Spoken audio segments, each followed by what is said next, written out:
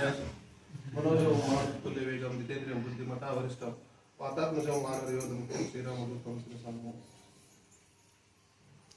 ನಾವು ವಿಶ್ವ ಹಿಂದೂ ಪರಿಷತ್ತಿಂದ ಮನೆ ಮನೆ ಹನುಮಾನ್ನ ಒಂದು ಸಂಕೀರ್ತನಾ ಯಾತ್ರೆಯನ್ನು ಹಮ್ಮಿಕೊಂಡಿದ್ದೀವಿ. ಈಗ ನಮ್ಮ ಡಾಕ್ಟರ್ ಅವರು ಹೇಳಿದ ಹಾಗೆ ಮನೆ ಮನೆ ಹನುಮ ಉದ್ದೇಶ ಹಿಂದೂ ಜನರನ್ನ ಜಾಗೃತಿಗೊಳಿಸೋದು, ನಮ್ಮ ಸಂಸ್ಕೃತಿಯನ್ನ ಎಲ್ಲ ಮನೆಗೂ ತಲುಪಿಸೋದು, ಹಾಗೆ ನಾವೆಲ್ಲ ಒಂದು ಮತ್ತು ಇದರ ಜೊತೆ ದೇಶಭಕ್ತಿಯನ್ನು ಕೂಡ ನಾವು ಎಲ್ಲರಲ್ಲೂ ಮೂಡಿಸಬೇಕನ್ನೋ ಹಾಗೆ ಒಂದು ಉದ್ದೇಶದಿಂದ ಮನೆ ಮನೆ ಹನುಮಾನ ಕಾರ್ಯಕ್ರಮನ ಮಾಡ್ಕೊಂಡಿದ್ದೀವಿ. ಹನುಮನ್ನೇ ಯಾಕೆ ನಾವು ತಗೊಂಡಿದ್ದೀವಿ? ಹನುಮ ಎಲ್ಲರಿಗೂ ಬೇಕಾಗಿತ್ತು. ಪ್ರತಿಯೊಂದು ಹಳ್ಳಿಯಲ್ಲಿ ಹೋಗಿ ಯಾವ್ದು ದೇವಸ್ಥಾನ ಹನುಮನ್ ದೇವಸ್ಥಾನ ಮಾತ್ರ ಇದ್ದೇ ಇರುತ್ತೆ. ಅದು ಮೇಲಾಗಿ ಇದು ಕಿಷ್ಕಿಂಧ ನಗರಿ ಹನುಮನ ಜನ್ಮಸ್ಥಳ, ಅಂಜನಾದ್ರಿ ಹನುಮನ ಜನ್ಮಸ್ಥಳ ಇರೋದ್ರಿಂದ ನಮಗೆ ಇನ್ನೂ ಆತನ ಆಶೀರ್ವಾದದಿಂದ ಎಲ್ಲರೂ ಜನಜಾಗೃತಿ ಆಗ್ಲಿ ಅನ್ನೋ ದೃಷ್ಟಿಯಿಂದ ಹನುಮನನ್ನ ನಾವು ಆಯ್ಕೆ ಮಾಡಿದೀವಿ. ಹನುಮ ಯಾವುದೇ ಜಾತಿ ಪಂಥ ಅಥವಾ ಇದಕ್ಕೆ ಸೀಮಿತ ಇಲ್ಲದೆ ಪ್ರತಿಯೊಬ್ಬರನ್ನು ಪೂಜಿಸಲ್ಪಡುವಂತ ದೈವ. ಆತನು ಚಿರಂಜೀವಿ, ಈಗಲೂ ಕೂಡ ಈ ಭೂಮಿ ಮೇಲೆ ಇದ್ದಾನೆ. ಹಾಗಾಗಿ ಹನುಮನ ಆಶೀರ್ವಾದ ಎಲ್ಲರಿಗೂ ಇರ್ಲಿ, ಎಲ್ಲರೂ ಸದ್ಭಾವನೆಯನ್ನು ಮತ್ತು ಸಂಸ್ಕೃತಿಯನ್ನು ಕಲೀಲಿ ಅನ್ನೋ ದೃಷ್ಟಿಯಿಂದ ಹನುಮ ಮನೆ ಮನೆಗೆ ಹನುಮವನ್ನು ಮಾಡಿದ್ವಿ. ಇಲ್ಲಿ ಯಾರೇ ಜಾತಿ, ಯಾವುದೇ ಜಾತಿ ಇರ್ಬೋದು, ಯಾವುದೇ ಜಾತಿ ಇರ್ಲಿ, ಯಾವುದೇ ಮತದಲ್ಲಿರ್ಲಿ, ಬಡವಿರ್ಲಿ, ಶ್ರೀಮಂತರು ಯಾರೇ ಇರ್ಲಿ, ಅವರು ಈ ಹನುಮನನ್ನ ತಮ್ಮ ಮನೆಗೆ ಬರಮಾಡ್ಕೋಬಹುದು. ಹಾಗೆ ಅಲ್ಲಿ ಒಂದು ಸಂಕ್ಷಿಪ್ತವಾಗಿ ಒಂದು ಪೂಜೆ ಮಾಡಿ ಒಂದು ಭಜನೆ ಮತ್ತು ಹನುಮಾನ್ ಚಾಲಿಸದಿಂದ ನಾವು ಅವ್ರ ಕೈಲಾದಷ್ಟು ಒಂದು ಪ್ರಸಾದ, ಸಕ್ಕರೆ ಬೆಲ್ಲ ಕೊಟ್ಟರು ಸಹಿತ ಸ್ವೀಕರಣೆ ಮಾಡಿ ನಾವು ಹೋಗುವಂತ ಒಂದು ಪ್ರವೃತ್ತಿಯನ್ನು ಪ್ರಾರಂಭ ಮಾಡಿದ್ವಿ. ಇದು 4ನೇ ಯಾತ್ರೆ ನಮ್ದು. ಇದರಲ್ಲಿ ಮುಖ್ಯವಾಗಿ ಒಂದು ವಿಷಯ ಹನುಮನ ಬಗ್ಗೆ ಒಂದೆರಡು ಮಾತನ್ನು ಹೇಳಲಿಕ್ಕೆ ಬಯಸ್ತೀನಿ. ನಿಮಗೆಲ್ಲ ಗೊತ್ತು, ಹನುಮನ ಬಗ್ಗೆ ಎಲ್ಲರಿಗೂ ಗೊತ್ತಿದೆ. ಹನುಮ ಏನು, ಅತುಲಿತ ಬಲಧಾಮ, ಅಂಜನಿ ಪುತ್ರ, ಮಹಾವೀರ, ವಿಕ್ರಮ, ಬಜರಂಗಿ, ಎಲ್ಲದನ್ನು ಆತನ ನಾಮಾವಳಿಗಳು. ಆದ್ರೆ ಅಂಜನಾದೇವಿ ಬಗ್ಗೆ ಸ್ವಲ್ಪ ತಿಳಿಸ್ಲಿಕ್ಕೆ ಇಚ್ಛೆ ಪಡ್ತೀನಿ. ಗೊತ್ತಿರ್ಬೋದು, ಆದ್ರೂ ನಾನು ಅಂಜನಾದೇವಿ ಒಬ್ಬ ಮಹಾ ತಾಯಿ, ಇಂಥ ವೀರ ಹನುಮನ್ನ ಜನ್ಮ ಕೊಟ್ಟಂತ ತಾಯಿ ಬಗ್ಗೆ 2 ಮಾತು ಇಲ್ಲಿ ತಾಯಂದ್ರಿದ್ದೀರಾ, ಅವ್ರಿಗೋಸ್ಕರ ಒಂದೆರಡು ಅಂಜನಾದೇವಿ ಬಗ್ಗೆ ಹೇಳಲಿಕ್ಕೆ ಇಚ್ಛೆ ಪಡ್ತೀನಿ. ಅಂಜನಾದೇವಿ ಆಂಜನೇಯನ ತಾಯಿ. ಇವಳು ಹಿಂದಿನ ಪೂರ್ವದಲ್ಲಿ ಒಂದು ಅಪ್ಸರ ಕನ್ಯೆ ಆಗಿದ್ದು. ಕುಂಜಿಕಾ ಸ್ಥಳ ಅಂತಂದು ಆಕೆ ಹೆಸರಿತ್ತು. ಮಹಾ ಸುಂದರವಾದಂತ ಅಪ್ಸರೆ ಇದ್ದು. ಒಂದು ದಿನ ಸರಿ ಹೀಗೆ ಇದ್ರಲ್ಲಿ ಇಂದ್ರನ ಸಭೆಯಲ್ಲಿ ದುರ್ವಾಸ ಮುನಿ ಬಂದಾಗ ಆಚೆ ಈಚೆ ಓಡಾಡ್ತಾ ದುರ್ವಾಸ ಮುನಿಗೆ ಸ್ವಲ್ಪ ಅವರು ಪೂಜೆಗೆ ಭಂಗ ತಂದಿದ್ದಕ್ಕೆ ಸಿಟ್ಟಿಗೆದ್ದು, ನೀನು ಕಪಿ ಚೇಷ್ಟೆ ಮಾಡ್ತಾ ಇದ್ದೆ, ನೀನು ವಾನರ ಆಗ್ಬಿಟ್ಟು ಅಂತ ಶಾಪ ಕೊಟ್ಬಿಡ್ತಾಳೆ. ಅವಳು ಆವಾಗ ತಂದು ತಪ್ಪಿನ ಅರಿವಾಗಿ ಬೇಡ್ಕೊಂತಾಳೆ, ಇಲ್ಲ ಇದೆಲ್ಲ ಉದ್ದೇಶಪೂರ್ವಕವಾಗಿ ನೀನು ಭೂಮಿ ಮೇಲೆ ಒಂದು ಮಹಾನ್ ಕಾರ್ಯಕ್ಕಾಗಿ ನೀನು ಭೂಮಿ ಮೇಲೆ ಹೋಗು, ಅಲ್ಲಿ ಶಿವನ ಅಂಶವಾದಂತ ಒಂದು ಮಹಾಶಕ್ತಿಯುತ ಆಂಜನೇಯ ನೀನು ಹನುಮನ ಜನ್ಮಕ್ಕೆ ಕಾರಣ ಆಗು, ಆತನಿಂದ ಜಗತ್ ಕಲ್ಯಾಣ ಆಗ್ಲಿ ಅಂತ ಹೇಳಿ ಕಳಿಸ್ತಾರೆ. ಹಾಗಾಗಿ ಆಕಿ ಭೂಮಿ ಮೇಲೆ ಬಂದ್ಮೇಲೆ ಒಬ್ಬ ಮಹಾಯೋಧನ ಜೊತೆ ಪರಿಚಯ ಆಗುತ್ತೆ. ಅವ್ರದ್ದು ಮದುವೆ ಆಗ್ತಾಳೆ. ಆಕಿಗೆ ಇನ್ನೊಂದು ಶಾಪ್ ಏನಿರುತ್ತೆ, ಯಾರನ್ನೇ ಮದುವೆ ಆದ್ರೆ ಅವರು ವಾನರ ಆಗ್ಬಿಡ್ತಾರೆ. ಹಾಗೆ ಅಕ್ಕಿನೂ ವಾನರ ಆಗಿಬಿಟ್ಟಿರ್ತಾಳ, ಆ ಜನ್ಮಕ್ಕೆ ವಾನರ ಆಗಿರ್ತಾರೆ.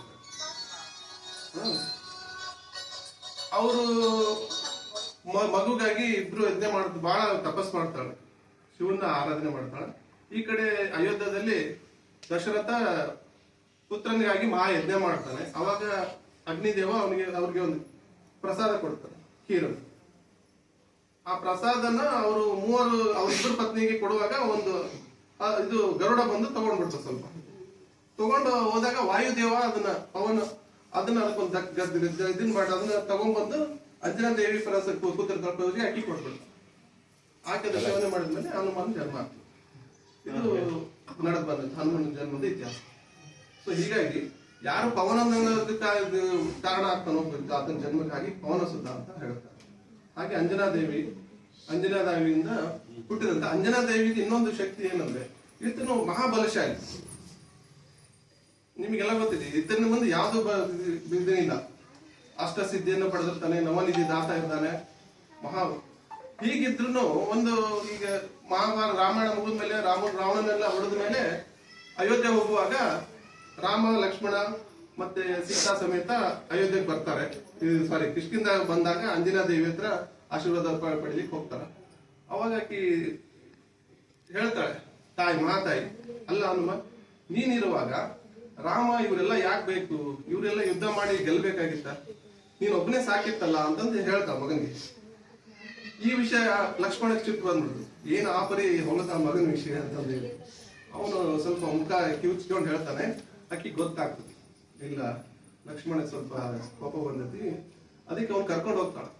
ಕರ್ಕೊಂಡೋಗಿ ಬೆಟ್ಟದ ಹತ್ರ ಕರ್ಕೊಂಡೋಗಿ ತನ್ನ ಎದೆ ಹಾಲನ್ನ ಒಂದು ಪರ್ವತಕ್ಕೆ ಹಾಕ್ತಾಳ. ಪರ್ವತ ಸ್ಫೋಟ ಆಗ್ತದೆ. ಅಂತ ಶಕ್ತಿಯುತವಾದ ಹಾಲನ್ನು ಕುಡಿದು ಬೆಳೆದಂತ ನನ್ನ ಮಗ ಮನಸ್ಸು ಮಾಡಿದ್ರೆ ಏನನ್ನೆಲ್ಲ ಸಾಧಿಸ್ಬೋದು. ಅದಕ್ಕೆ ಈ ಮಾತು ಹೇಳಿದ್ನಪ್ಪ ಅಂದಾಗ ಆತ ಅವಾಗ ಆಕೆಗೆ ಶರಣಾಗತ. ಇಂಥ ಮಹಾತಾಯಿ. ಹೀಗಾಗಿ ಇದು ಯಾಕೆ ಹೇಳೋದಂದ್ರೆ, ತಾಯಿಯ ಸಂಸ್ಕಾರ ಇರುತ್ತಲ್ಲ ಅದು ಮಕ್ಕಳಿಗೆ ಬಹಳ ಮುಖ್ಯವಾಗಿರುತ್ತೆ. ನಾವು ಹೇಗೆ ನಮ್ಮ ಮನೆಯಲ್ಲಿ ಸಂಸ್ಕಾರ ಕೊಡ್ತೀವೋ, ನಾವು ಯಾವ ರೀತಿ ನಡ್ಕೊಂತೀವೋ ಅದನ್ನೇ ಮಕ್ಕಳು ಫಾಲೋ ಮಾಡ್ತಾರೆ, ಅದನ್ನೇ ಅವರು ನಡ್ಸ್ಕೊಂಡು ಹೋಗ್ತಾರೆ. ನಾವು ಎಲ್ಲ ಬಿಟ್ಟು ನಾವು ಪೂಜೆ ಮಾಡ್ದೇನೆ, ನಾವು ನಮ್ಮ ಬಳೆ ಹಾಕ್ತಾನೆ, ಕುಂಕುಮ ಇಡ್ದಾನೆ ಮಕ್ಕಳಿಗೆ ಬಿಟ್ರೆ ಅವ್ರು ಅದನ್ನೇ ಕಲಿತಾರೆ. ಅದ್ರ ಮಹತ್ವ ಗೊತ್ತಿರುತ್ತೆ. ಎಲ್ಲದರಲ್ಲೂ ಒಂದೊಂದು ಮಹತ್ವ ಇರುತ್ತೆ, ನಮಗ್ ಗೊತ್ತಿರಂಗಿಲ್ಲ. ಅದು ಪೀಳಿಯಿಂದ ಪೀಳಿ ಬಂದಾಗ ಅದ್ರ ಬಗ್ಗೆ ಗೊತ್ತಿರಲ್ಲ, ಅದ್ರ ಆಚರಣೆ ಎಲ್ಲ ಗೊತ್ತಿರುತ್ತೆ, ಆದ್ರೆ ಅದ್ರ ಮಹತ್ವ ಗೊತ್ತಿರಂಗಿಲ್ಲ. ಅದನ್ನ ನಾವೆಲ್ಲ ತಿಳ್ಕೊಂಡು ಮಕ್ಕಳಿಗೆ ತಿಳಿಸೋ ಒಂದು ಕಾರ್ಯಕ್ರಮ ಮಾಡಬೇಕು. ಮುಖ್ಯವಾಗಿ ಮಾತೆಯರು ಈಗ ಕಾಲದಲ್ಲಿ ಎಲ್ಲ ಗೊತ್ತಾಗಿದೆ. ನೀವೆಲ್ಲ ಮನೆಯಲ್ಲಿ ಒಬ್ಬೊಬ್ರು ಒಂದೊಂದು ಮೂಲೆಯಲ್ಲಿ ಇರ್ತೀವಿ, ತುಂಬ ಇದಿರಂಗಿಲ್ಲ, ಕುಟುಂಬ ಇರಂಗಿಲ್ಲ, 3-4 ಜನ ಇರ್ತೀವಿ. ಅವ್ರೊಂದ್ ಕಡೆ ಇವ್ರೊಂದ್ ಕಡೆ, ಎಲ್ಲರೂ ಮೊಬೈಲ್, ಒಬ್ರು ಟಿವಿ. ಯಾರೋ ಮನೆಗ್ ಬಂದ್ರೆ ಆ ಸೀರಿಯಲ್ ಮುಗಿಯೋರ್ಗು ಮಾತಾಡ್ಸಂಗಿಲ್ಲ ಜಾಸ್ತಿ, ಅವ್ರನ್ನ ಕರ್ಕೊಂಡು ಕುಂದಿರ್ತೀವಿ. ಸರಿ, ಸೀರಿಯಲ್ ಮುಗಿದ್ಮೇಲೆ ಮಾತಾಡೋಣ, ಅಡ್ವರ್ಟೈಸ್ ಬಂದಾಗ ಮಾತಾಡೋದು, ಅಡ್ವರ್ಟೈಸ್ ಬಂದಾಗ ಚಾ ಕೊಡೋದು, ಹಿಂಗ್ ಮಾಡ್ತಿದ್ದೀವಿ. ಇದೆಲ್ಲ ಕಡಿಮೆ ಆಗ್ಬೇಕು. ನಮ್ಮಲ್ಲಿ ಹೋಗ್ಬಿಟ್ಟಿದೆ, ಆತ್ಮೀಯತೆ ಹೋಗ್ಬಿಟ್ಟಿದೆ. ಈಗ ನಾವು ಮೊದ್ಲೆಲ್ಲ ಹೇಳ್ತಿದ್ವಿ, ಬೇರೆ ಸಿಟಿಯಲ್ಲಿ ಆತರ ಇದೆ, ಮಕ್ಕಳು ಪಕ್ಕದ ಮನೇಲಿ ಯಾರಿದಾರ ಅನ್ನೋ ಗೊತ್ತಿರಂಗಿಲ್ಲ ಅಂತ ಹೇಳ್ತಾರೆ. ಈಗ ಅದೆಲ್ಲ ಇಲ್ಲಿ ಹಳ್ಳಿಗೂ ಬಂದ್ಬಿಟ್ಟಿದೆ. ಮಕ್ಕಳ ಮನೇಲಿ ಯಾರಿದ್ದಾರ ಗೊತ್ತಿರಂಗಿಲ್ಲ, ಆ ಪರಿಸ್ಥಿತಿ ಬಂದಿದ್ವಿ. ಆ ತರ ಯಾಕೆ ನಾವೆಲ್ಲರೂ ಒಟ್ಟಿಗಿರ್ಬೇಕಂದ್ರೆ, ನಮ್ಮಲ್ಲಿ ಒಗ್ಗಟ್ಟಿಲ್ಲ ಅಂದ್ರೆ ಬೇರೆ ಅನ್ಯ ಕೋಮಿಗಳಿಗೆ ನಾವು ಬಲಿ ಆಗ್ತೀವಿ ಅಂತ. ಇಷ್ಟೇ ಇದ್ರ ಉದ್ದೇಶ. ನಾವೇನೋ ಅವ್ರನ್ನೆಲ್ಲ ತಗೊಂಡು ಸಂಬಂಧ ಬೆಳೆಸೋದು ಆ ತರ. ನಾವ್ ಹೇಗೆ ಒಗ್ಗಟ್ಟಾಗಿರ್ತೀವಿ ಹಾಗೆ ಬೇರೆಯವ್ರು ನಮ್ಮ ಬಗ್ಗೆ, ನಮ್ಮ ಇದ್ರ ಸಮಾಜದ ಬಗ್ಗೆ, ನಮ್ಮ ಜನಗಳ ಬಗ್ಗೆ ಸ್ವಲ್ಪ ಅವ್ರಿಗೆ ಭಯ ಇರುತ್ತೆ. ಈಗ ನಾವೊಬ್ನ ಹೋಗಕ್ಕೆ ನನ್ನಿಂದ ಒಂದು 10 ಜನ ಬಂದ್ರೆ, ಇಲ್ಲಪ್ಪ ಇವ್ರೇನ್ ಜನ ಇದ್ದಾರೆ ಅನ್ನೋ ಒಂದು ಭಾವನೆ ಬರುತ್ತೆ. ಇಲ್ಲಾಂದ್ರೆ ಅವ್ರು ಬೇಗ ನಾವು ನಮ್ಮ ಮಕ್ಕಳಾಗ್ಲಿ, ನಮ್ಮ ಹೆಣ್ಮಕ್ಳಾಗ್ಲಿ ಬೇರೆ ಅನ್ಯ ಇವ್ರಿಗೆ ದುಷ್ಟರ ಕೈಯಲ್ಲಿ ಗುರಿ ಆಗ್ಬಾರ್ದು ಅನ್ನೋ ಉದ್ದೇಶಕ್ಕೆ ನಾವು ಎಲ್ಲರೂ ರಾತ್ರಿ ಯಾರೋ ಒಂದು ಕಷ್ಟ ಕಾರ್ಯ ಬಂತಂದ್ರೆ ನಮ್ಮ ಮನೇಲಿ ಪರಿಚಯ ಮಗನ ಮನೆಯವ್ರಿದ್ರೆ ಅಟ್ಲೀಸ್ಟ್ ಹೇಳಿಕ್ ಬರ್ತದೆ, ಅವಾಗ ಒಬ್ರಿಗೊಬ್ರು ಸಹಾಯ ಆಗ್ತದೆ. ಹಿಂಗಾಗಿ ಎಲ್ಲ ನಾವು ಒಗ್ಗಟ್ಟಾಗಿರೋದನ್ನ ಕಲಿಬೇಕು, ರೂಢಿ ಮಾಡ್ಕೋಬೇಕನ್ನೋ ಉದ್ದೇಶ ಈ ಮನೆ ಹನುಮ ಕಾರ್ಯಕ್ರಮ. ಹೀಗಾಗಿ ನಾನು ಎಲ್ಲರಿಗೂ ನಿಮ್ಗೆ ಮತ್ತೊಂದ್ಸರಿ ತಾಯಂದ್ರಿ ಬಂದಿದ್ರೆ ಇಷ್ಟ ಅವ್ರಿಗೆ ಹೇಳೋದಷ್ಟೇ, ನಮ್ಮ ಸಂಸ್ಕೃತಿನ ಉಳಿಸೋದು ಬೆಳೆಸೋದು ನಿಮ್ ಕೈಯಲ್ಲಿ ಇರ್ತದೆ. ಮಕ್ಕಳಿಗೆ ಯಾವ ರೀತಿ ಸಂಸ್ಕಾರ ಕೊಡ್ತೀರೋ ಅದೇ ಅವ್ರನ್ನ ಮುಂದೆ ತಗೊಂಡು ಹೋಗ್ತಾರೆ. ಮುಂದಿನ ಪೀಳಿಗೆ ನಮ್ಮ ಜನ, ನಾವು ಇವತ್ತು ಹಿಂದೂಗಳಾಗಿರೋದಕ್ಕೆ 400 ವರ್ಷದಿಂದ 500 ವರ್ಷ ಈ ಎಲ್ಲ ಮೊಘಲರಿರ್ಲಿ, ಮುಸ್ಲಿಮರ ದಾಳಿ ಇರ್ಲಿ, ಬ್ರಿಟಿಷರ ದಾಳಿಯಲ್ಲಿ ನಮ್ಮವ್ರು ಎಷ್ಟು ಕಷ್ಟ ಅನುಭವಿಸಿದ್ದಾರೆ. ಯಾವುದೇ ಆಮಿಷ ಕೊಟ್ಟದೇ ಅವರು ಈ ಧರ್ಮ ನಮ್ಮನ್ನ ಇನ್ನೂ ಹಿಂದೂಗಳಾಗಿ ಇಟ್ಟಿದ್ದಾರೆ ಅನ್ನೋದಕ್ಕೆ ನಾವು ಹೆಮ್ಮೆ ಪಡ್ಬೇಕು ನಿಜವಾಗ್ಲು. ಹೀಗಾಗಿ ಅವ್ರು ಅಷ್ಟು ಕಷ್ಟಪಟ್ಟು ತ್ಯಾಗ ಮಾಡಿ ನಮ್ಮನ್ನು ಉಳಿಸಿದಾರಂದ್ರೆ ನಾವು ಅದನ್ನ ಬೆಳೆಸ್ಕೊಂಡು ಹೋಗೋದು ನಮ್ಮ ಕರ್ತವ್ಯ ಆಗಿರುತ್ತೆ. ದಯಮಾಡಿ ನೀವು ಕೂಡ ನಮ್ಮ ಆಚಾರ ವಿಚಾರಗಳಿಗೆ ಇದನ್ನ ಮನೆಯಲ್ಲಿ ಎಲ್ಲ ಮಕ್ಕಳಿಗೆ ಆಗ್ಲಿ ಜನರಿಗಾಗ್ಲಿ ಹೇಳಿ ಈ ಸಂಸ್ಕೃತಿಯನ್ನು ಉಳಿಸ್ಬೇಕಂತ ಹೇಳಿ ನನ್ನ ನಮಸ್ಕಾರ.